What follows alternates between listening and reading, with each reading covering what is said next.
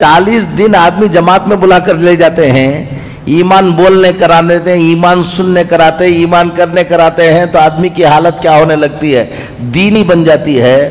अगर LKG से बच्चा शुरू करके 10th स्टैंडर्ड तक मुसलसल कुफ्र सुने, कुफ्र बोले, कुफ्र देखे, कुफ्र करे, तुम्हारा बच्चा ईमान में बाकी रह जाएगा कि तो लो। बेंगलुरु में मेरा एक स्कूल है, मैंने 3 जनवरी को अंबेडकर हॉल में मैंने अपना एनुअल डे किया। उससे पहले उस एनुअल डे की तैयारी के लिए हॉल को इंस्पेक्शन करने के लिए 2 दिन गया। उससे पहले 2 दिन पहले 2 तारीख को भी एक स्कूल का फंक्शन हो रहा था, एनुअल डे हो रहा था। 1 तारीख को भी एक स्कूल का एनुअल डे हो रहा था। मैं देखने के लिए अंदर गया, 90% मुसलमान बच्चे बुर्का ओढ़कर ऑडियंस अपने बच्चों को देखने के लिए आए हैं, और वहां पर पूजा कर रहे हैं बच्चे, और हमारे पेरेंट तालियां मार रहे हैं। वो स्कूल वाले करा रहे हैं, वो उसको बात छोड़ दो, स्कूल भी मुसलमानों की स्कूल है। स्कूल भी किसकी है? मुसलमानों की स्कूल है। और ऑडियंस ऐसा लग रहा था कि जुमा हो रहा है वहां पर। सब टोपियां पहन ले कोई बैठे हुए थे, सब बुरखे पहन लेकर बैठे हुए थे। वो बुरखे भी पहन लेकर बैठे हुए थे जिसमें नाखून भी ना दिखे, लेकिन उनके बच्चे पूजा कर रहे हैं और क्या मार रहे हैं। अब सोच लो कि ये हालत होगी तो 10-12 साल के बाद इस मुल्क के अंदर हालात क्या होने वाले हैं। हम कह रहे हैं कि व्हाट्सएप पे डालते हैं, फलां बच्ची क्या कर रही है, रजिस्टर मैरिज हो जा रही, कुछ देखो। ये तो अभी बारिश से पहले की जो रिमझिम झड़ी जिसे बोलते हैं वो है। 12 साल के बाद अभी ये सिलेबस पूरा ये होने के बाद जो तुम्हारे मोहल्लों में, तुम्हारे घरों में होगा, तुम अंदाजा नहीं लगा पाओगे। एक बात आप सबको मैं बताता हूं, आज 2 बातें आपको बताकर जाऊंगा। अल्लाह ताला हमको समझ की तौफीक नसीब फरमाए। खुद अपनी नस्ल की फिक्र करो, अपने बच्चों की फिक्र करो, डॉक्टर बनो। मैं 56 स्कूल चलाता हूं अल्हम्दुलिल्लाह पूरे हिंदुस्तान में, ताकि हमारे बच्चे डॉक्टर बने, इंजीनियर बने, मॉडर्न एजुकेशन में आगे आए। मैं उसका दाई हूं। मैं कह रहा हूं आपको, सिर्फ डॉक्टर, सिर्फ इंजीनियर ये तुम्हारी फिक्र है तो याद रख लेना, डॉक्टर तो उन्हें बन जाएगा, ईमान में बाकी नहीं रहेगा, खून के आंसू रोना पड़ेगा।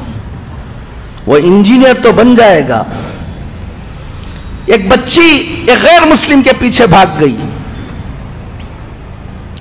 वो लोग पूरे मिलकर मेरे पास आए और आकर कहने लगे कि मौलाना हम फला हैं, रो रहे थे, दुख से बिलबिला रहे थे, हमारी बच्ची गैर मुस्लिम के साथ शादी कर ले रही है, क्या करना, कोई हल बताइए आप। और मैंने कहा कि कौन सी स्कूल में पढ़ाया है तुमने? तो स्कूल बताया उन्होंने, वो स्कूल जहां कुफ्र ही कुफ्र है। अब वो जोश में आकर उनके बाप ने मुझसे कहा, हजरत मेरा बस चल जाए तो मेरी बच्ची को मैं कत्ल कर दूं। मैंने उससे कहा, तेरा बस चल नहीं रहा इसलिए कत्ल नहीं कर रहे, तेरा बस चला तो तुम उसको कत्ल कर देते हो बोल रहे हो। मैं एक बात बताऊं तुमको, मेरा बस चलता तो तुमको कत्ल कर देता था मैं। वो बच्ची की गलती नहीं है। अगर आज से 10 साल पहले, 12 साल पहले, 15 साल पहले अगर तुमको आकर मैं कहता उस स्कूल में, जिस स्कूल में जा रहे हो उसका जहन ये बनने वाला है, तुम ख्याल करो कि ऐसी स्कूल में दाखिला करो जहां उसका क्या रहे, ईमान बाकी रहे, तो तुम मौलाना को कहते कि मौलाना आप बैकवर्ड हैं, तुम बहुत फॉरवर्ड बन रहे थे ना, ले लो। आपको बता रहा हूं, दीनदार घरों के बच्चे ईमान में बाकी रहना। अलीगढ़ गया था मैं, حضرت مولانا حکیم کلیمالدین صاحب دامت برکاتہم اللہ ان کی عمر کو دراز فرمائے، وہاں گیا، وہاں بیٹھا ہوا تھا، ایک صاحب آئے بڑے دیندار، کہا کہ حضرت آپ کو یہاں سے جانے کے وقت ایک آدھا گھنٹے کے لیے ہمارے گھر آنا ہے۔ کہا کیا بات ہے؟ ایک لڑکی غیر مسلم ہو گئی ہے، بہت دن وہ جا کے دوسرے سے کیا ہو گئی ہے، شادی ہو گئی، بہت دنوں کے بعد سمجھانے کے بعد 2 سال کے بعد اس کو بلا کے لے کر آئے، آپ کی زبان سے کچھ بول دیں گے تو انشاءاللہ۔ ہمارے گھر میں ہمیشہ اجتماع ہوتا ہے، سب ہوتا ہے، اس بچی کو بلا کے لے آئے۔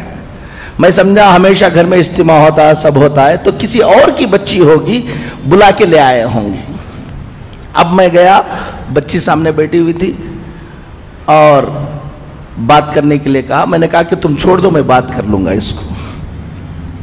اب اندر جانے کے بعد کہا کہ یہ کس کی بچی ہے؟ کہا کہ کسی اور کی بچی نہیں مولانا، یہ ہماری بچی ہے۔ ہر ہفتہ کیا ہوتا ہے؟ اجتماع ہوتا ہے، دیندار ہیں، سب کچھ ہیں، ان کی بچی نہیں۔ میں نے کہا کہ بیٹا تم کہاں پڑھے؟ کہا گرکل میں پڑھے حضرت ہم۔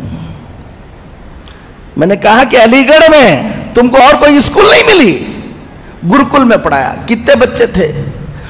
پورا گرکل کفر سکھاتا ہے، اسی کام کے لیے بنایا گیا ہے۔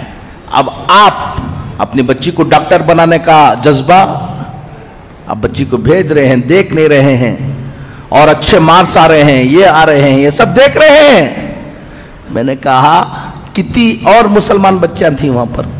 کہا کہ ہم لوگ ایک 6-7 بچیاں تھیں، کیا کیا پروگرام ہوتے تھے، کیا کیا، اب پورا بتایا۔ میں نے ان کو بلا کر بتایا ہفتے میں 1 مرتبہ تم گھر میں بٹھا کر اس بچی کو اجتماع سنا رہے تھے، اور صبح کو اٹھے تو شام تک وہ کفر سنا رہے تھے۔ تمہارے کفر، اس کفر کا اثر ہوگا یا تمہاری تعلیم کا اثر ہوگا؟ ایک بات ذمہ داروں کو کہتا ہوں، اپنے اپنے علاقے کے اندر ٹیوشن سینٹر شروع کرو، بچے اسکولوں کو جائیں، ٹیوشن کو آئیں، اور ٹیوشن کو آ کر جو ٹیوشن پڑھانے کے وقت جو کتابوں کے اندر کفر لکھا ہوا ہے، ٹیوشن بھی پڑھائیں اور کفر کو کلیریفائی بھی کرے ہمارے ٹیچرز۔ اس سے بچوں کے ایمان کی حفاظت ہوگی۔ دوسری، مکتب کے نظام کو کیا کرو؟ مضبوط کرو۔ پہلے واجب تھا تو اب فرض ہے۔ اگر کوئی گھمنڈ کر کے میرا بچہ میں فلاں جگہ پڑھا لوں گا، فلاں جگہ پڑھاؤں گا، مکتب کو نہیں بھیجے گا، 15-20 سال کے بعد خون کے آنسو رونے کے علاوہ کچھ نہیں رہے گا، یاد رکھ لینا۔ ایک بات تو سب سے اہم اس وقت یہ ہے کہ اپنے بچوں کے ایمان کی حفاظت کی فکریں کرو، محنتیں کرو، ٹائم کم ہے، سوچیں گے نہیں۔ اپنے اپنے سب لوگ الحمدللہ، ابھی اثر یہ ہے کہ ایک طرف یہ فتنہ ہے، لیکن مسلمانوں میں بھی بڑی بیداری ہے۔ ہم پورے ہندوستان میں جاتے ہیں، ہر مسلمان چاہتا ہے کہ کچھ نہ کچھ ہم دین کے لیے کریں۔ خاموشی کے ساتھ کام کرنے والوں کی ایک بڑی تعداد ابھی پیدا ہو گئی جو کیا کر رہے ہیں؟ کام کر رہے ہیں۔ آپ کو بھی، نوجوانوں کو کہتا ہوں، سب کو کہتا ہوں، اپنا وقت اور اپنا پیسہ، اپنی دولت، تھوڑا سا پیٹ پر پتھر باندھ لو، لیکن اپنی اس آنے والی نسل کی حفاظت کی محنت میں لگاؤ۔ ہمارے بچے جو بڑے بچے ہیں، نوجوان بچے ہیں، کالجوں میں پڑھ رہے ہیں، یہ کر رہے ہیں، ہر دن 1-2-2.5 گھنٹہ دو شام کا وقت کہ بچوں کو جمع کر کے ٹیوشن تم چلاؤ، چلا کر ان کو اچھا پڑھاؤ اور کفر شرک کی پہچان ان کو بناؤ۔ اگر تم 1-2 گھنٹے اپنے ان ملت کی حفاظت کے لیے نہیں دے سکتے تو کہیں چائے پی لے کر قوم کی حالت پر گفتگو کرنے کا تم کو کوئی حق نہیں ہے۔ تیار بیٹھو تباہی و بربادی کے لیے۔